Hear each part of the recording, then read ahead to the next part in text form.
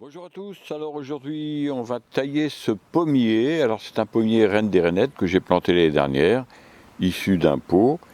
Et donc comme nous allons essayer de lui faire une forme, enfin je vais faire une forme en parasol, parce que c'est la meilleure forme pour le pommier, et, qui amène le pommier à faire des récoltes considérables.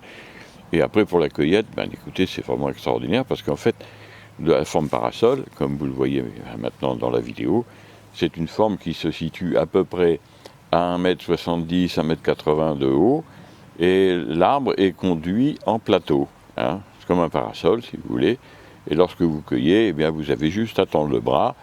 Alors plusieurs avantages, on va les voir maintenant. Alors le premier avantage que l'on peut voir quand on fait une forme parasol, c'est que la cueillette, donc comme je viens de le dire, est très facile. Et surtout, la mise à fruit est très rapide. C'est-à-dire que cet arbre-là, il va commencer déjà à avoir des fruits, je pense, cette année, en 2022. Là, nous sommes en décembre 2021, nous sommes le 20 décembre 2021. Et donc, il s'est quand même bien développé, comme vous voyez, malgré le fait qu'il soit resté, je pense, assez longtemps dans un pot, et c'est pas la meilleure des choses, mais ce pommier s'est quand même très bien développé. Alors quand je l'ai acheté, eh bien, il y avait de la mousse sur le pot, ce qui voulait dire qu'il est resté assez longtemps dans le pot, peut-être 2 ou 3 ans. Et puis vous voyez, maintenant il s'est bien développé, il n'a pas eu de problème. Je l'ai taillé déjà une fois, il était cassé en plus. Donc vous voyez, je pense qu'il a des bourgeons à fleurs un peu partout. Hein, on les voit ici. Et donc je vais commencer justement à faire en sorte que cette forme se présente en parasol. Alors, qu'est-ce qu'il faut faire? Eh bien, à ce stade de développement, là, si vous voulez, ici, à peu près ici, on est à 1,70 m, 1,80 m. Vous voyez? Là, on serait plutôt à 1,20 m, 1,30 m ici. Hein. Donc, il faut faire en sorte que les branches se développent et à l'horizontale. Et donc, on doit essayer de faire en sorte que toutes ces branches qui vont au milieu, comme celle-ci, disparaissent. Et on laisse que les branches qui vont vers l'extérieur et plutôt vers l'horizontale. Alors c'est la forme supérieure donc pour le pêcher, pour le pommier et aussi pour le cerisier. C'est à déconseiller pour l'abricotier, qui lui a une sève complètement différente et qui a besoin au contraire d'avoir un développement plutôt vertical. Donc voilà. Alors qu'est-ce qu'on va faire?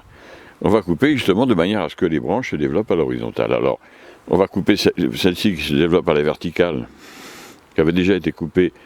Il y a un petit rameau qui part et qui me paraît bien. Je vais donc couper ici. Voilà. Celle-ci, elle est bien. On va la laisser. Hein. Celle-ci, on va la laisser comme elle est. On favorisera, on va couper à 3 ou 4 yeux ces petits rameaux-là.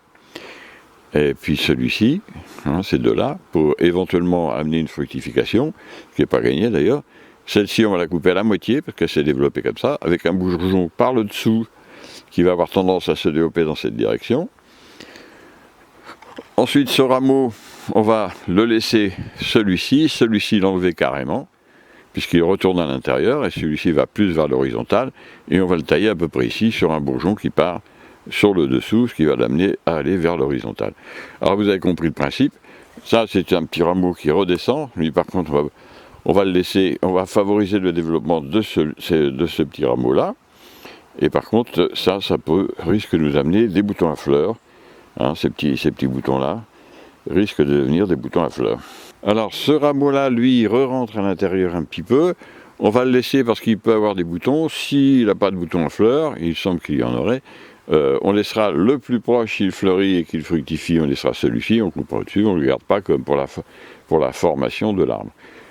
Là, celui-ci, il est impeccable, on va le laisser.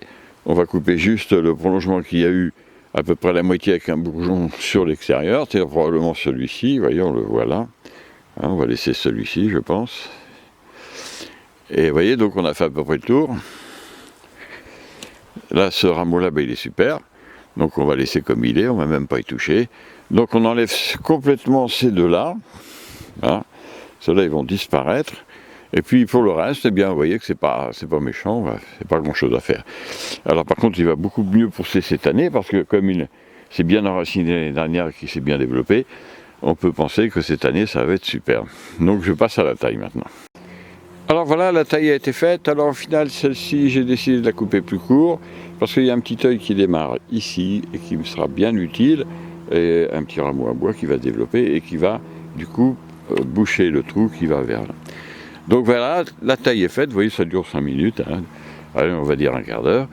Et puis là, vous avez un petit arbre qui est prêt. Alors il semblerait qu'il soit parti pour faire un certain nombre de bouquets à fleurs. On verra ça au mois de la floraison, au mois de mai. Et puis voilà, alors je vous rappelle, c'est un Reine des Rainettes. Et donc c'est une pomme qui est très bonne, j'aime bien. Et donc on va voir ce que ça donne maintenant. Donc maintenant, on va mettre un petit peu de mastic pour boucher toutes ces coupes. Les principales, tout au moins les plus grosses. Et puis voilà, donc cet arbre, il est parti. Vous verrez l'année prochaine déjà que sa forme va commencer à se développer. Mais surtout, vous verrez que si tout se passe bien, j'aurai déjà des pommes l'année prochaine pour sa deuxième année. Et bien voilà, donc j'ai mis du mastic pour boucher les coupes. Vous voyez, tout a été fait partout. Donc voilà, il est impeccable. Maintenant, on attend le printemps. On fera une petite vidéo, on regardera ça pour voir un peu ce que ça a donné au moment de la floraison, donc au mois de mai. Et puis après, évidemment, en cours de saison, pour voir s'il y a des pommes ou pas. Et comment ce petit pommier a évolué. Voilà, écoutez, c'est un vrai plaisir de tailler ces petits arbres là quand il leur amener à faire des formes qui sont optimales. Et donc je vous encourage encore une fois, parce que quand on voit le monde, comment il évolue, on a besoin de faire attention, et puis de développer un peu son autosuffisance. Alors je le répète tout le temps, peut-être je vous fatigue, mais quand on regarde les événements, il me semble que cela me donne raison. Écoutez, je vous encourage tous à cultiver bio, sans produits chimiques, et à planter des fruitiers. C'est encore le moment, il n'y a pas de souci. Même quand ils sont en pot comme celui-ci, vous pouvez les planter maintenant. Donc je vous dis à bientôt pour d'autres vidéos. Au revoir.